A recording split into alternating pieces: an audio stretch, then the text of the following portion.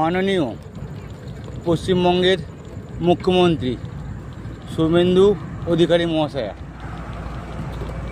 আপনার কাছে আমার বিনীত নিবেদন। আপনি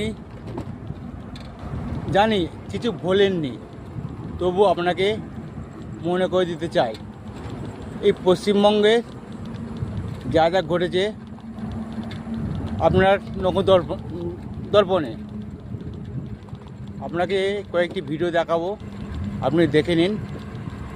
ও আমার ফেসবুক বন্ধুদের বলবো, আপনারা আমার এই ভিডিওটা বেশি বেশি করে শেয়ার করবেন। এই ভিডিওটা যেন আমাদের পশ্চিমবঙ্গের মুখ্যমন্ত্রীর কাছে গিয়ে পৌঁছয়। তাহলে চলুন আমি এই ভিডিওটা শুরু করছি। আর আমাদের প্রকৃত যারা হিন্দু সনাতনী হয়ে থাকেন, আমার ভিডিওটা অবশ্যই শেয়ার করবেন।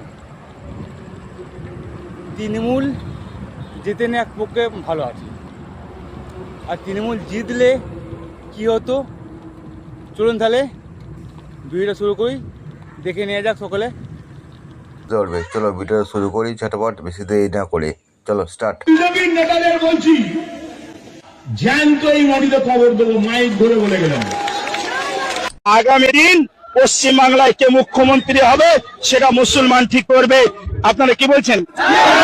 জয় শ্রীরাম। আচ্ছা, একটা কথা চিন্তা করো, পশ্চিমবঙ্গে বিজেপি না এসে যদি টিএমসি হতো তাহলে কি হতো এবং কি হতো সেইটার প্রমাণ আজকে তোমাদের এই ভিডিওতে দিব।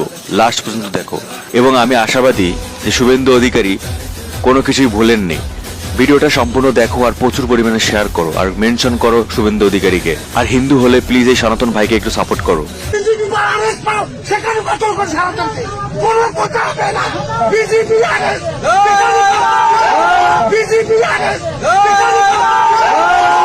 বিজেপির নেতাদের বলছি, জ্যান্ত এই মাটিতে খবর দেবো, মাইক ধরে বলে গেলাম।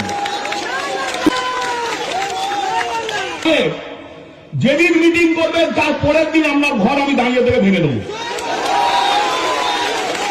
আমি 2021-এ দিদি আমাকে বারণ করেছিলেন বলে আমি ছেড়ে দিয়েছিলাম।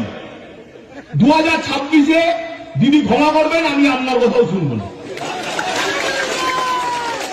2026-এ আমরা দলের কর্মীরা আমরা আমাদের মতো চলবো। দিদির কথা আমরা 2 মাস শুনবো না, দিদি আমাকে ক্ষমা করবেন, মঞ্চে দাঁড়িয়ে